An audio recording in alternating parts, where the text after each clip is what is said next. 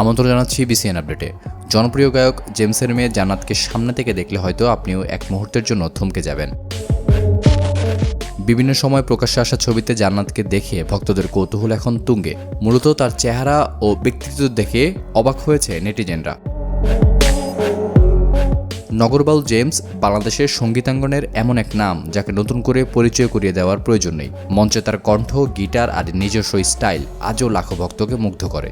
অথচ এই তারকা খ্যাতির বাইরে নিজের পরিবারকে বরাবরই অনেকটা ব্যক্তিগত পরিসরে রেখেছেন জেমস।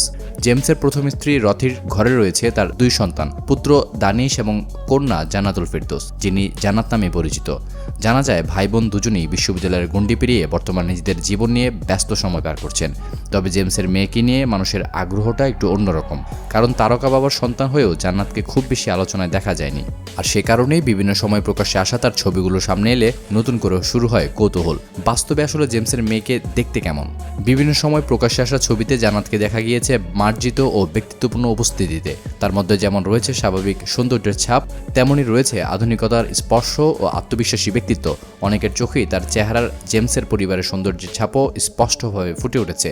তবে সবচেয়ে আকর্ষণীয় বিষয় হলো তারকা বাবার সন্তান হয়েও জান্নাত বরাবরই থেকেছেন অনেকটা আলোচনার বাইরে। ফলে সময়ের সঙ্গে তার পরিবর্তিত রূপটাও হয়ে উঠেছে দর্শকদের কৌতূহলের একটি বিষয়।